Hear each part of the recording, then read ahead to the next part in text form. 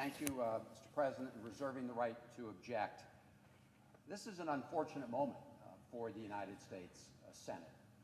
You know, we came together on a bipartisan basis just a very short time ago to pass the CARES Act. It passed here 96 to nothing. That followed two other bipartisan efforts that came out of the House, passed the Senate, were signed by the President. Again, overwhelming support. And yet today we see from the Majority Leader a complete political stunt here on the floor of the United States Senate. Something that does not have bipartisan support, something that is go it alone, take it or leave it, and totally violates the spirit all of us have been working on during this crisis, where we were able to come together in the United States Senate and the House of Representatives with the White House to, on 3 prior occasions, pass legislation in a way that addressed the issues that are important to this country. And yet today we have this situation where the Majority Leader knew full well that there was not agreement and consensus on moving forward with this proposal. That's why we're here today. This was in fact designed to fail, designed as a political stunt. It's actually not the first time we've seen this. You may recall that just before we came together and passed the CARES Act 96-0, the Majority Leader came to the floor of the Senate back then and tried to ram through an unfinished product while negotiations were going on between Secretary Mnuchin and Democrats in the House and the Senate to try to finalize the bill. And that actually caused unnecessary delay, but the Majority Leader came to the floor then, tried to ram it through. It didn't work then, and it's not going to work today. So I would ask the Majority Leader, and I think all of us would, to go back to trying to address these issues the way we addressed them in a successful manner before. And I'm going to shortly propose an amendment that addresses some of those concerns, an amendment to the Majority Leader's proposal. But I'd like to address some of the issues first, and my colleague, Senator Cardin, has addressed many with respect to small businesses. First of all, he pointed out that the one program to help small businesses that's actually really run out of money is the Emergency Loan and Grant Program.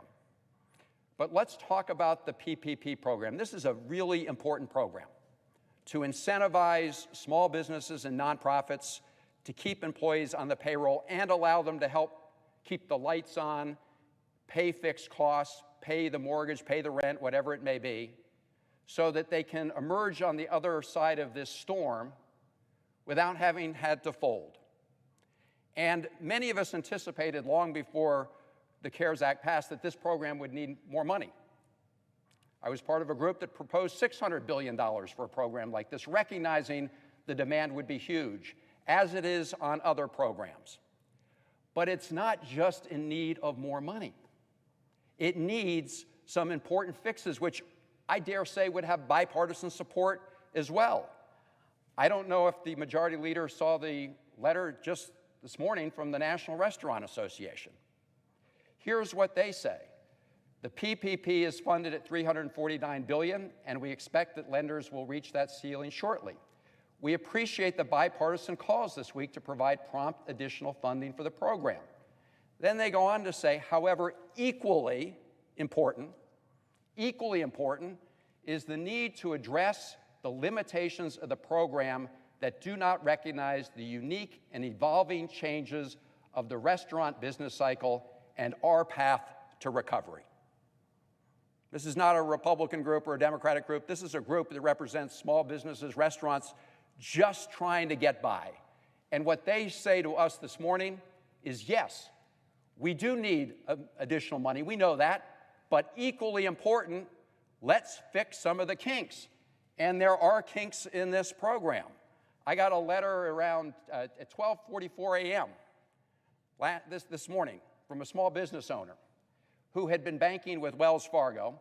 Then, of course, Wells Fargo hit the cap. We thought we had dealt with that in recent days.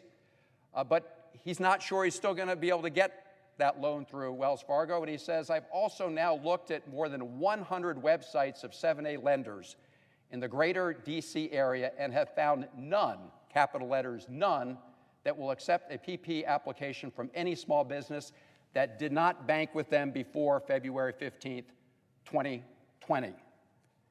Here's some other headlines.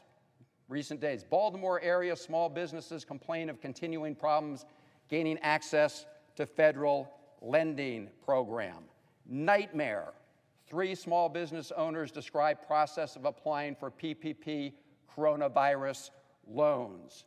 The Journal, community bankers frustrated with PPP rollout. Another headline, this one from, this is another part of the country. This is PPP loan plan, a mess so far for small businesses riding out coronavirus crisis. Billions dispersed through Paycheck Protection Program, question mark, small businesses say not yet. Wall Street Journal, big banks favor certain customers in $350 billion small business loan program. Another article, many small businesses are being shut out of the new loan program by major banks. So, Mr. President, what we're saying here today is, yes, we know we need more money for this program. Many of us predicted this before we passed the CARES Act. But for goodness sakes, let's take the opportunity to make some bipartisan fixes to allow this program to work better for the very people it's designed to help, small businesses, nonprofits. That's what they're asking us to do. That's what the Restaurant Association is asking us to do. That's what they want us to do.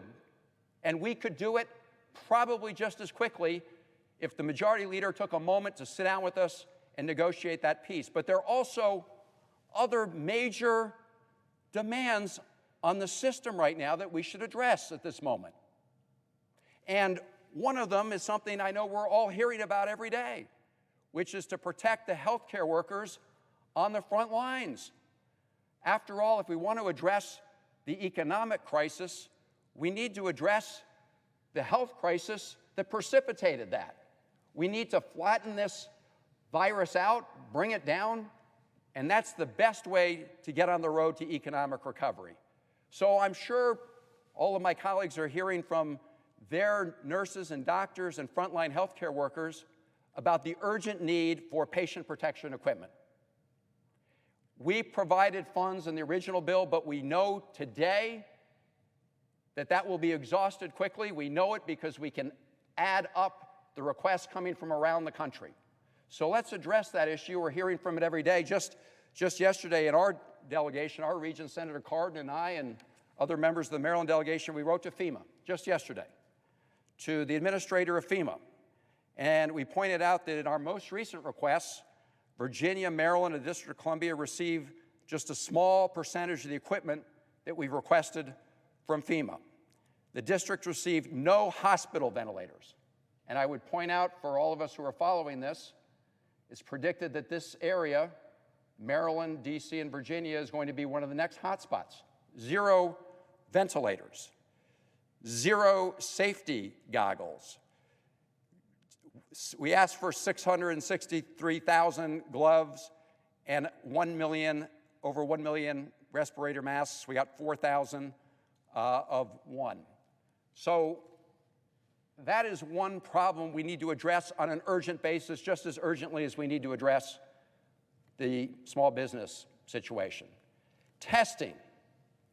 My goodness, look, this virus, we all know, got an 8 to 10 week head start on us because we were flat-footed when it came to testing. We need a national rapid testing system so that we can ensure that people will get the tests and find out whether they have the virus. That not only helps us fight the virus, but it will also help us as we try to get the country back to work on the other end of this. I would propose that those are real needs as well, and that we can address those here now. In addition to that, as Senator Cardin said, we just spoke to Maryland's governor yesterday, who, in addition to being Maryland's governor, is the head of the National Governors Association, and he and Governor Cuomo have worked very closely together. We have a bipartisan request from the National Governors Association to help states and local jurisdictions. We've been on the phone nonstop with our local officials. They are running out of equipment. We've got firefighters who need help. We have emergency responders who need help. All of these requests are urgent and I believe could be dealt with on a bipartisan basis. If the Majority Leader would just take a moment, instead of trying to rush this through, would take a moment, we could actually get it done, as we were able to do before with a 96-0 vote. So at this time, Mr. President, I have the amendment to the desk, and I know people are anxious to get out of here. We didn't have to come in at all if it hadn't been for the decision to try to ram this through. I just want to make that point. Mr. Majority Leader, we knew this wasn't going to get through. So I see people are frustrated and want to leave. But let's get it done, and let's get it done right, and let's have another 96-0 vote here in the United States Senate. So I ask that the Majority Leader, modify the request and ask that the amendment at the desk, which is the text of the Interim Emergency COVID-19 Relief Act, be agreed to. The bill as amended be read a third time and passed with no further intervening action or debate. Is there objection to the modification? Object. Objection is heard. Is there objection